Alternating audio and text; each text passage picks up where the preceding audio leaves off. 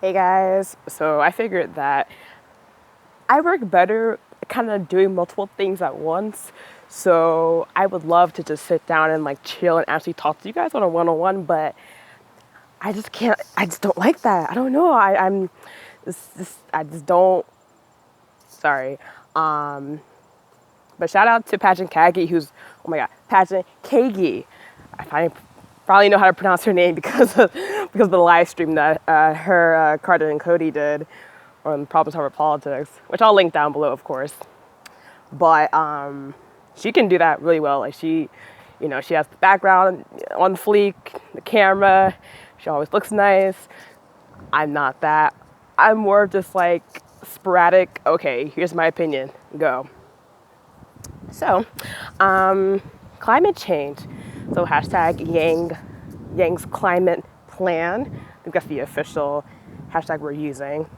And I saw most of the video that Yang was speaking to a group of people. I forget. I think he's still in New Hampshire. I think. So he was talking to those people, and a few highlights that somebody behind me? Okay. Okay, so anyway, a few highlights that I, want to cover is that I like that Yang is taking, again, the humanity first approach to climate change. Very pragmatic and very realistic. And I like that because I'm honestly, I would consider myself an environmentalist. I consider myself an artist too. But in high school, legit, I joined the Nature Society in my high school, the month that I went, my month of freshman year.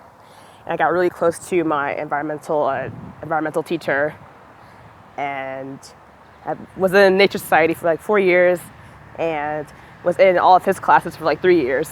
The first year I couldn't go into his class because he was a bit higher up on the class hierarchy, I guess, for teachers. But yeah, so I'm an enthusiast when it comes to nature and all that stuff.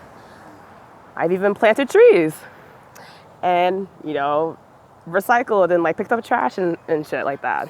Which is why I actually like that Andrew Yang wants to, one of the things that he added to his plan is to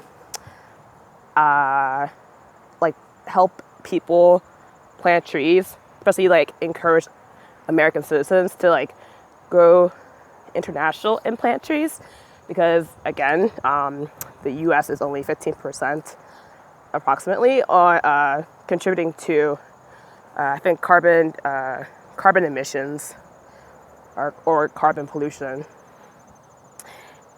So we have to do stuff in our area and of course in other areas like China, India, and so forth. So that's amazing. There's not a lot of walking space here, so that's why I'm all up in the street and everything. So that was nice. And God, I'm kind of a spiritual person in a sense. I really, really love the environment. I love nature. I love trees. I love animals, all that stuff. And it's just so sad to me that a lot of people do not care about how much our environment is, first of all, it affects us and how important it is to take care of it. But especially talking to my mom and stuff, for years, she has a lot of skepticism about, or it's a lot of climate change is just something that the government just wants to profit off of, and does recycling even work? It costs more to recycle than it does to not recycle. And she has all these weird conspiracies. Maybe some of them are true. Maybe the government does profit off of recycling, although they probably do, because I know that in most places that when you put like recycling bins and trash cans like go in like the same garbage a lot of the times in some places, I heard. So I'm sure there is something to that, but it just goes to show that like it is that like that scarcity mindset that Andrew Yang brings up. He brought up in his speech earlier today that a lot of people just feel like, okay, well, the environment has something to do with me. I have to focus on me, myself, and I don't have time to worry about anything else. Like, it's totally understandable, you know. But when Yang brought up that story, and this is like, you know, unconfirmed story. He said that he got this from a friend of a friend's, but apparently a friend of his was in like the Top Gun, like Air Force, air pilot, whatever, and this man, I think it's a man. This man said that like one of the least favorite times of the year is when they have to fly over the Pacific Ocean and drop a whole bunch of like fuel in the ocean. And they have to do that essentially because if they don't do that, then they won't get a certain amount of money from their officials, because it shows that they weren't like using like all the resources to the best of their abilities. I think it's interesting that if the story is true, that is indeed the least favorite time of this guy's year, because it goes to show that people do have a heart for this stuff. It's not like people want to destroy the environment. You know, there is, I think, an intrinsic and biological desire to take care of our environment. One, because it's just smart to do that. Like, if you're living in like a shithole, then guess what? You're probably not going to survive, or you're going to have a hard time surviving. One. And then two, nature is just like cool to look at. It's pretty to look at. You know, nature for the most part smells nice. Like, trees smell nice, flowers smell nice, animals are fun to look at for the most part when they're not like, you know, killing each other or like fighting for their lives. They're pretty pleasant. You know, it just like goes to show that like people would rather do good if they were incentivized to do so. Okay, cool, still on. Which brings me to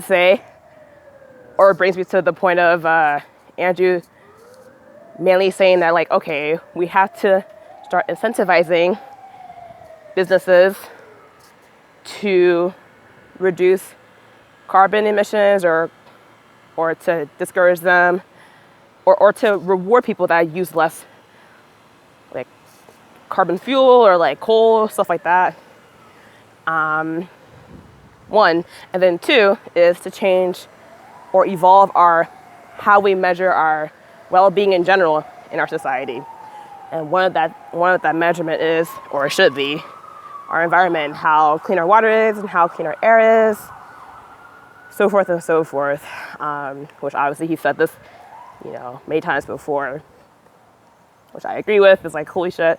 And then he says that it should be like a constitutional amendment that, you know, hey, people, let's take care of our environment.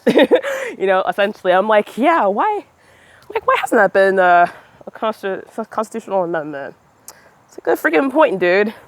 So obviously I agree with that. Will it be hard to do? Probably, because it's like adding another freaking amendment. But do I agree with it? Will I champion for it? Absolutely. And then he goes to say, you know, again, it's going back to reforestation, planting trees, but also reforestation in the ocean. Planting, I think, like micro algae something, like planting, stuff like that in the ocean. Because, you know, the ocean is dying, literally. The coral reefs are dying.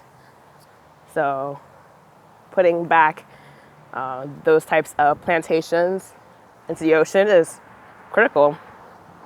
That'd be fun. And by the way, I would totally love to do this, by the way. If I had to have a job and not just do like my YouTube personal brand type deal, talking to people, talking about K-pop, dancing K-pop. If I were to have like an actual job, it would be like to do stuff like this. Is to like reforestation, like planting trees, going into the water, planting algae and stuff. Like, I love that stuff.